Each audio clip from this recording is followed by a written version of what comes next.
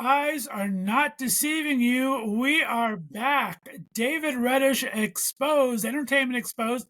We are back on Left of Straight Podcast Network. I've had a heck of a hiatus. David's been working his little bunnies off doing some political stuff, which we'll talk about for a couple seconds in a bit. But we are back. We are going to start coming at you a lot more frequently because there's lots of news and entertainment going on these days. So, David, welcome back, my friend. How are you? Thank you, Scott. It is great to be back. I am doing so well. It is summer. It is gorgeous in Southern California. And you're right. I've been working nonstop. So at least I'm not getting bored. It's beautiful. The weather's been decent. There's no more fires going on right now. The mudslides have collided. You have kind of a good thing. You had the blown out of proportion riots in 2 square blocks of LA. It was so silly. Other than that, Well, they were not really riots. There were a few nasty people at one of the protests. There were more than a dozen protests around the city where thousands and thousands of people turned up, and most of them were extremely peaceful. The one I went to, you can still see the video on my Instagram. It was very peaceful. It was very chill. Everyone went for mimosas afterwards. It was terrific. So it's nothing like making activism social. You bring about social change, and then you have a nice drink with your new activist buds. So. Well, I'm excited to bring Entertainment Exposed back. I mean, there's been so much going on. We missed a lot of things that have been happening, but there's still stuff coming out. We got summer blockbusters coming up. We have Comic-Con coming up. So many different things. Let's talk about what's on your radar right now. Oh my goodness. Well, I feel we were off for so long. I feel like we missed like so many highlights. I want to give a quick shout out to Mikey Madison, who won Best Actress at the Academy Awards. That's how long it's been, right? Big upset at the Oscar party, which is all entertainment people. There were 35 people there. One person thought she would win. One person put money on it and was correct. Everyone else thought Demi Moore was going to win. And as a friend of mine pointed out, it's like the Oscars turned into the movie The Substance, where the younger version of Demi Moore ends up like stealing her award and like all her acclaim. Mikey's wonderful. She's probably, in my view, more deserving than Demi, but it was a dramatic night at the Oscars. Also a dramatic night at the Tony Awards, not for any big upsets, but because Nicole Scherzinger won really big, won Best Actress for Sunset Boulevard, which is the show we talked about here on the show before. Getting great reviews. Everyone's talking about, she's a diva in the making. What's she going to do next? What's interesting about that, and this does kind of bring us up to the current, Jamie Lloyd, who directed Sunset Boulevard to great acclaim, is also now doing Evita in London with Rachel Ziegler. You'll remember her from the West Side Story remake or the Snow White movie that was an enormous bomb earlier this year. Not her fault, but okay. They're doing this new version of Evita, which is very controversial. And I know all the theater queens, if they have not heard about this yet, they're going to have thoughts.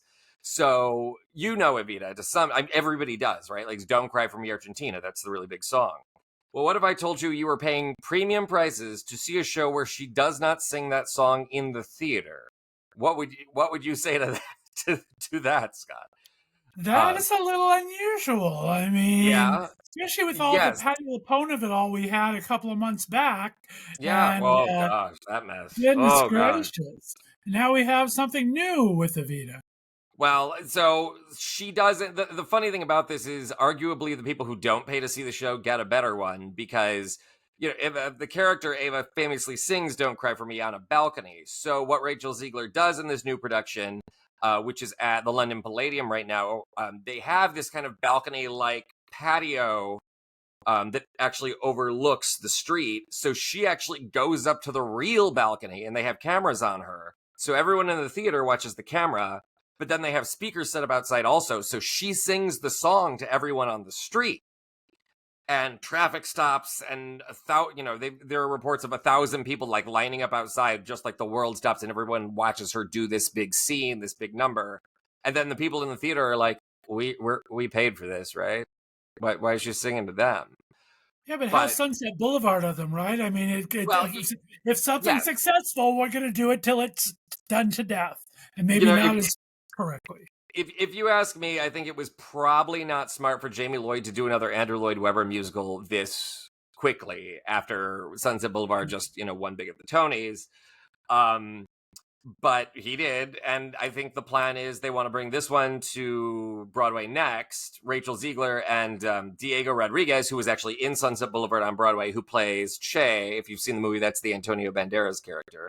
If you know the play, it's the Mandy Patinkin character.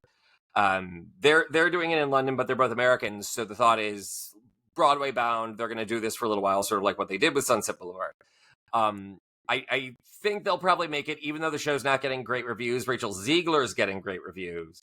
But Diego Rodriguez, most of what I've read, says he's kind of bland. And then there's the balcony of it, which people, like audiences, don't understand what that scene is supposed to represent, which is she is manipulating everybody and she is taking money from people. And she, it is this very theatrical thing. And there's something really meta about you actually watch people cheering on the street, because that's what's really supposed to be happening. Is she's standing on a balcony singing, and hundreds and 1,000 people are in the street cheering. Well, it's real when she does it, but the people in the theater don't expect that. It's maybe a bridge too far for them. So I don't know. If it comes to New York, I'll have to fly out. We'll have to cover the show properly, along with Ms. Ziegler's performance. I have to say, I have not really liked her in anything I've ever seen her in. She's just kind of bland. But I've also heard her sing "Don't Cry for Me" and pipes, like big pipes. Like she's kicking ass with it. It's a beautiful thing. So speaking of London theater, Hercules is getting huge reviews over there, partly because of the gorgeous men that have been cast there, right? Partly just because it's a fun Disney exposure. I kind of got a little behind the scenes. I've had very good friends on my show for Left to Straight podcast, Jenna Ushkowitz and Kevin McHale from Glee. Yeah. They are finishing their Glee recap podcast this summer. And so I had a little sit-down interview with them, how it was doing it the last 3 years. And Kevin's been in England doing a musical called Frogs over there. Yeah. And so he went and saw that. And I guess but Hercules is, besides being fun, it's just getting a lot of real fun reviews, and it's supposed to be some gorgeous men all over the place on stage. Remember, you can't touch them if they're on the stage, everybody. That's you true. can oogle them. That's I true. guess that's the point. But Hercules, I know Disney's been trying to do Hercules and particularly Hunchback of Notre Dame on stage for many, I mean, like 25, 30 years. Right. And they've had all kinds of trouble making it happen. Hercules is, I think, going to be a live action movie. So there is talk that, this, I think, is kind of a promotional thing. So, yeah, it's, we'll see where it goes. Hercules is not my favorite Disney movie. I have to say that also. I'm not saying it's bad. I'm fairly indifferent to it. It's not Beauty and the Beast or Aladdin. Exactly. Yeah. Aladdin's fantastic. The movie's fantastic. It's god awful on stage. It might be the worst professional production I've ever seen. To the point where I just felt bad for the people involved. But we'll see. I kind of wish there was more new material coming to Broadway rather than just revivals and revivals that are directed by Jamie Lloyd and then Disney productions. But, you got to do what you got to do to make money in the business. Yeah. You brought up... But they did have a huge season, though. I mean, they made some money this season finally, so that was good. Definitely. You already brought up summer movies. I have some notes. What are you looking forward to seeing the most this summer, Scott? Let's start there. I don't know what I'm looking forward to the most. I'm hoping the superhero movies come back decent. I mean, we got Fantastic Four. We have a couple things coming out. And I just hope that they live up to the hype. I mean, we got some great casting. I love Pedro Pascal and everything. Yeah. And, there's good casting. We have them. We have lead-ups to some of the other Marvel movies. So we'll see how that works out. So that's going to be kind of fun. Other than that, I'm kind of just waiting to see, take it as it comes. Sure. I'm excited by what I've seen of Fantastic Four. Julia Garner as the Silver Surfer, I think, is very interesting casting. I like the core cast: Pedro Pascal, Vanessa Kirby, Joseph Quinn. I think they're all very talented actors, and I love the look of it. This sort of like 50s atomic age, ultra futuristic look to it, kind of very Jetsons. I think that's Right. really fun, and it seems like it might be a breath of fresh air to the Marvel Universe, which has gotten so tired and redundant at this point. Yes. Although what I'm hearing, the buzz that I'm getting is that it's not terrible, it's just really mediocre because it falls Okay. into all the same Marvel traps. And even though it's trying to sort of distance itself from the rest of the MCU, it ultimately ends up in the MCU anyway because they need to buoy Avengers, whatever we're on, Avengers 4, I guess. Avengers Doomsday is what it's Yeah, we're called. getting the Doomsday in, and Yeah. then Secret Wars. Yeah.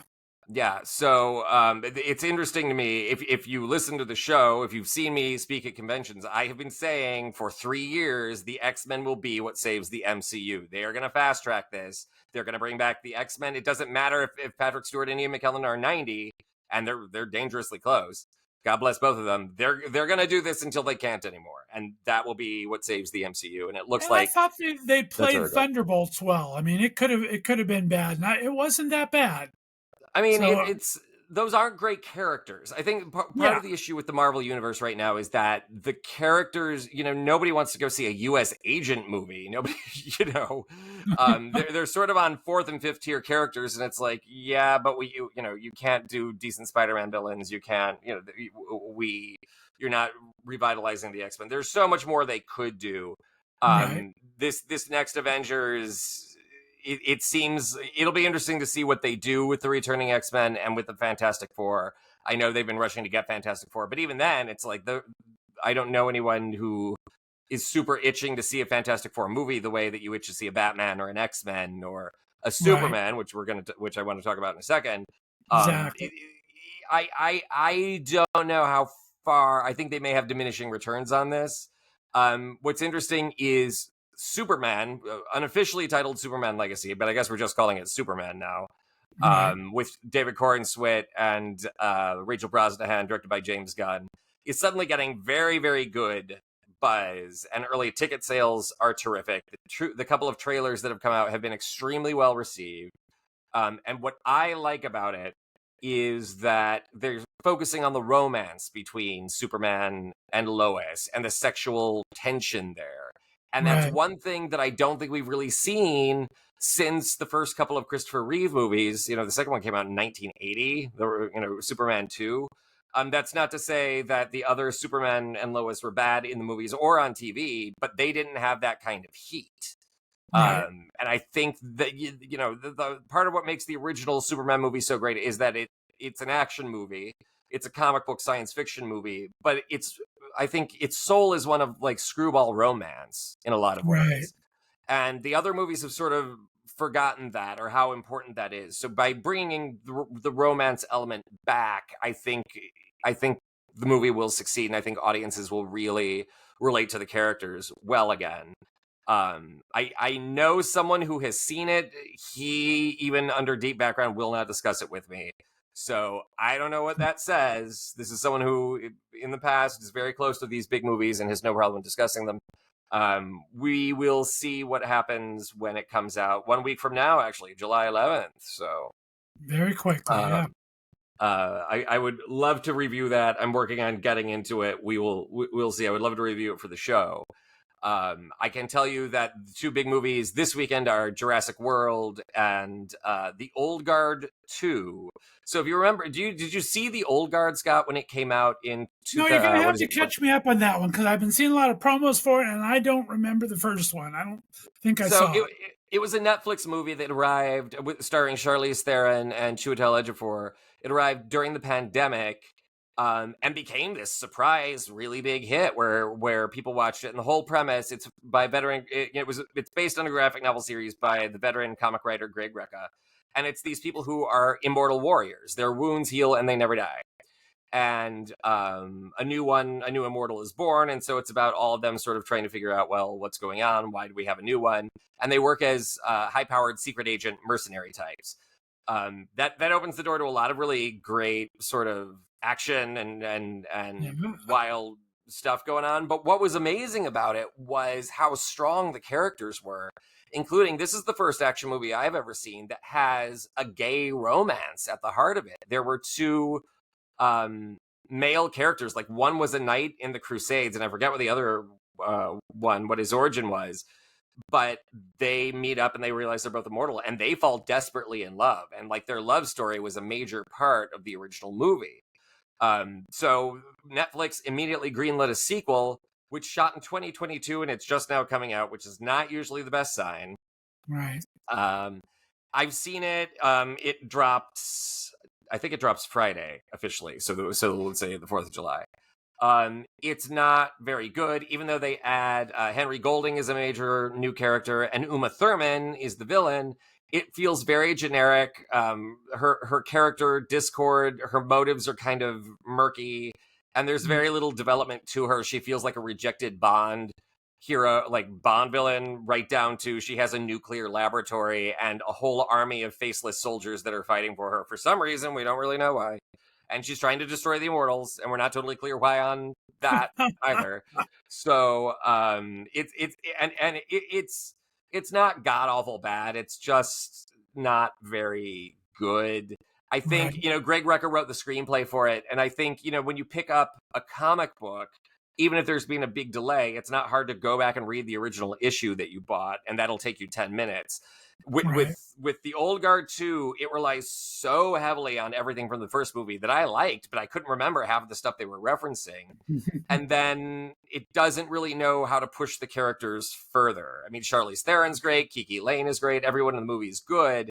It's just they don't have much supporting them. So that's something, if you're bored some night, you can throw at the screen. You'll have a decent enough time. Jurassic World is tracking for a really big opening, and despite the presence of Jonathan Bailey, who everyone is in love with, not getting great notices, not getting great buzz, and I don't know why anyone's surprised by this, because there hasn't been a good Jurassic Park movie since 1993. Right. How much more do we need to say about genetically altered dinosaurs run amok in a theme park? Like, it's the same damn thing every time, people. And okay, if that's, seeing people eaten by a T-Rex, if that's your jam, I can't begrudge you that, but I need more. And the problem is, I think Jurassic Park has really hit the ceiling on, it's hit the limitations of its premise. In other words, if you're doing a movie about a dinosaur theme park, it's going to have dinosaurs, it's going to have a theme park, and there's going to be mayhem. But Right. what more can you do beyond that? It's sort of like when they, all the Exorcist sequels or like all the Halloween sequels. It's like, okay, it's a dude in a mask and he's killing people. Okay, someone's going to be possessed and there's going to be an exorcism. Like, there's one thing you can do with it. The first movie did it perfectly. You're never, it's going to be diminishing returns ever after that. So despite Scarlett Johansson and Jonathan Bailey both giving spirited performances, it's not getting very good notices, and I don't know that it will bomb, but I don't think it's going to do as strongly as Universal was planning. Right. So that's one to watch this weekend. By the time you and I talk next, or maybe right before, I will be heading to the San Diego Comic-Con, which is a very, very big deal. Very excited for that this year. It will be interesting with Jurassic World, Fantastic Four, and Superman all having come out by that time, to see what the mood among the masses, among the geek masses, is there, and what people are reacting to. It's interesting because in the past there have been very angry years where something came out and everyone just hated it, and oh God, save us all. Or there have been very big years, like the year of Barbenheimer, when Barbie and Oppenheimer came out. That was Comic-Con weekend. They opened the same day. And people thought, well, this is going to be a disaster. And both of them did extraordinarily well. And everybody was talking about, oh, I did the double feature. They're both awesome. They're both great. It's like they're great counter programming to one another. They sort of balance each other out. You got the serious, you got the thoughtful, you get the campy and the silly, you get the male, the men, you get the women. It's sort of covered all their bases. So I knew, and cosplayers at Comic-Con are very quick to react. So, Barbie opens, and the day it opens, there's someone at the convention dressed up as Kate McKinnon's Weird Barbie, with the color, like the marker on her, and like her hair's all chopped up. Some woman went and chopped up all her hair and painted her whole body to be Weird Barbie. And of course, everyone was celebrating her. So We will see. It's going to be interesting also this year because Disney is skipping the convention. Big surprise there. They want everyone to I go to was their going to say Disney that own because they're convention. all doing their own thing now. Disney Yeah, has their own con. Netflix Disney, just had their very Netflix. first Yeah, one not too long ago. So they say even like, what is it? The Hall H doesn't really have the draw that it's no, had in the no. past. It doesn't. You're right. It does not. I remember. I think this was 2 or 3 years ago. There was a panel for Masters of the Universe in Hall H, and I walked in. I think 10 minutes, maybe 15 before it started, and I sat at the very, very front, and that is unheard of. This is you've got to understand. To our listeners, if you're not familiar, people build a shanty town outside the convention center. I'm surprised they're not doing it already to wait in line for Hall H because you got to be there. You've got to be the first one to see everything. Right. The first time the Avengers cast was ever assembled was on stage in Hall H during Comic-Con. Somebody got stabbed in the eye. Like, that's how passionate people were about getting a seat. Somebody got up to go to the bathroom. Someone took a seat, and they two of them got in a fight, and one of them got stabbed. So that's how ravenous people are. I'll be interested to report on the show for you this year as to what's big, what's going on. I know there are a number of really big board games that are being hyped already. A lot of exclusive merchandise, which is one reason why a lot of people go there. A lot of big collectors. But we have the movies you and I have already talked about, and then later this year we have Wicked Part 2, Wicked for Good, I guess is what we're officially calling it now. And we have Tron 3, which are a couple of big genre movies. So It's going to be very interesting how that one does. Just yeah. technology alone, it'll be interesting to see what they've done with it. Well, I read the script. I won't say how I got it. I will say there were significant rewrites after the draft that I read. The draft that I read, and I'm a huge, huge Tron fan, for the record, but the draft that I read was not very good. It was very problematic, and it lost. And this is not a big spoiler to talk about because it's the first thing you see in the trailer. It lost what makes Tron cool. What makes it fun is that you're in the computer world and everything glows and there's the circuit lines and the programs and everything. To cut costs, now the programs are coming into our world in Tron 3. And I think that's a fundamental mistake in just the direction to go with the story. I don't think that's what fans really want to see from a Tron movie. And despite the presence of a cast that includes Gillian Anderson and Jared Leto, we'll see how it does. It was a strike script, and it was one of those things that sat on the shelf, and then Disney couldn't make anything. They couldn't write anything new, so they said, we have to take this off the shelf and just go shoot it. So usually that's not a great indicator. I could tell you other strike movies like Sex and the City that no one was ever going to make this, and then, oh, we need something to throw at the screen quickly. Let's do the Sex and the City movie after all. And we've all suffered for it, and I can't watch that show anymore because of the movies. So I'll be down there. So for any of our listeners who are there, I'll be signing my books at the Prism Comics booth every single day. I would love to meet up and hang out and have a gay geek drink. And I will be sending good vibes and good things back from you. You may recall last year I came back and had all kinds of insane stories about everything that went on. We had some great stories. Yeah, last year was so much fun. I'm excited to represent the Left of Straight show there officially this year. They're excited that I'm going to be there, that we'll have a rep from the show. And so if I can get any special tours, if I can bring back any special merch for you, Scott, I will be happy to do it. That would be amazing. Well, I'm excited for you, and we're going to be out together doing something probably the next month or so, but I'm just excited. We're going to come back hopefully a little more often than we were before, have some fun with it. And I've taken a break from Left of Straight interviews, but I'm enjoying the entertainment part. I think we're going to have some fun with this, and I'm doing some LGBTQ business things as well. So this will be a lot of fun for us, and you are just so knowledgeable in everything you do. I just love hearing everything that you kind of get your fingers in the pulse of. So that's always nice. Thanks, man. I do my best. I hope I'm entertaining. I hope our listeners enjoy it too. So, well, we'll wrap things up here. Did you have a good Pride Month last month? How did that go? I did. How was that? It was great. I had a delightful, delightful Pride. My goals are always to look good enough that I can take my shirt off, run around, hang out with friends, listen to the gayest music ever, and kiss a boy I don't know. And I accomplished all those things this year. There you go. So I felt very, very good about it. I always sort of skip the parade and just enjoy the mayhem.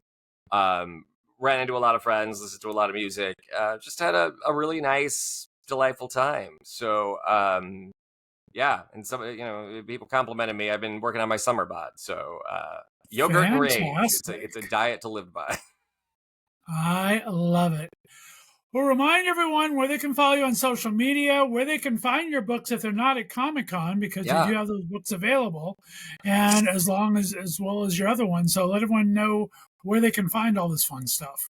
Well, you can find all my books on Amazon. You could just look up my name, David Reddish, and my entire bibliography comes up that way, including my books about Comic-Con. So if you're not going to Comic-Con and you want to know what it's like, the best thing to do is to read the Comic-Con trilogy. I'm just saying, which we've talked about on the show before. You can also find me on the Instagram at The Gay Magneto. That's all one word, like Magneto from the X-Men, except gayer. And you can find all my political commentary on Occupy Democrats TV on YouTube. Fantastic. Guys, welcome back to Entertainment Exposed. We're so excited to have David back. We will be here often. Be sure to subscribe, tell your friends about it, and we will talk to you next time right here on the Left is Straight Radio Network. Have a great day, everyone. Bye-bye.